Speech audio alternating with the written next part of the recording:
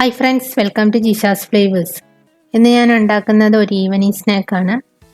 അലവാങ്ക് എന്നാണ് ഇതിന് പറയുന്നത്. പണ്ട് ചായക്കടകളിലൊക്കെ കിട്ടുന്ന ഒരു ഈവനിങ് സ്നാക്കാണിത്.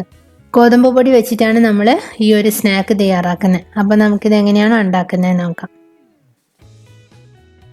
ഒരു ബൗൾ എടുത്ത ശേഷം അതിലേക്ക് 1.5 കപ്പ് ഗോതമ്പ് പൊടി ചേർത്ത് കൊടുത്തിട്ടുണ്ട്. നിങ്ങൾക്ക് എത്രയാണോ വേണ്ടത് അതിനനുസരിച്ചിട്ട് ഗോതമ്പ് പൊടി എടുക്കാം. പിന്നെ നമുക്ക് ഇതിലേക്ക് ചേർത്ത് കൊടുക്കാനുള്ളത് ഇഞ്ചി, പച്ചമുളക്, കറിവേപ്പില, ഞാൻ മല്ലിയിലയും കൂടെ ചേർത്ത് കൊടുക്കുന്നുണ്ട്. അതുപോലെ ഒരു സവാള പൊടിയായി അരിഞ്ഞത്. പിന്നെ നമ്മൾ ഇതിലേക്ക് തേങ്ങാക്കൊത്താണ് മെയിനായിട്ട് ചേർത്ത് കൊടുക്കുന്നത്.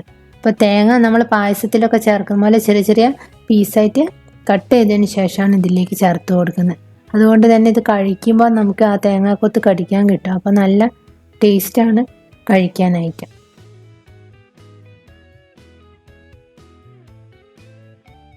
ഇനി നമുക്കിതിലേക്ക് ആവശ്യത്തിനുള്ള ഉപ്പ് ചേർത്ത് കൊടുക്കാം. ആദ്യം സ്പൂൺ കൊണ്ടൊന്ന് മിക്സ് ചെയ്തെടുക്കാം. അതിനുശേഷം കുറച്ച് വെള്ളം ഒഴിച്ച് കൈവച്ച് നന്നായിട്ട് കുഴച്ചെടുക്കാം.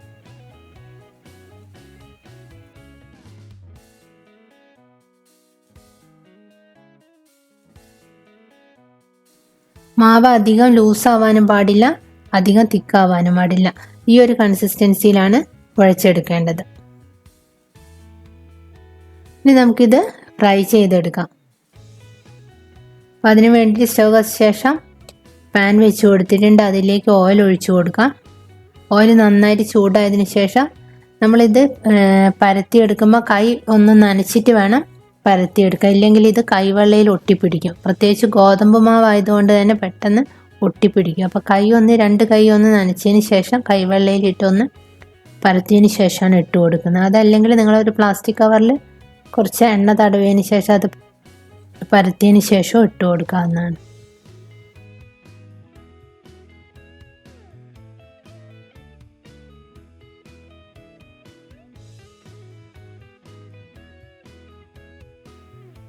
ഒരു സൈഡ് കുക്കായതിന് ശേഷം നമുക്കിത് തിരിച്ചിട്ട് കൊടുക്കാം. രണ്ട് സൈഡും തിരിച്ചും മറിച്ചും ഇട്ടതിന് ശേഷം ഒരു ഗോൾഡൻ ബ്രൗൺ കളറായതിനു ശേഷം എടുത്തു മാറ്റാം. ബാക്കിയുള്ളത് ഇതേ രീതിയിൽ തന്നെ ചെയ്തെടുക്കാം. അപ്പോൾ എളുപ്പത്തിൽ എന്നാൽ ഡിഫറെൻ്റ് ആയിട്ടുള്ളൊരു ഈവനിങ് സ്നാക്കാണിത്.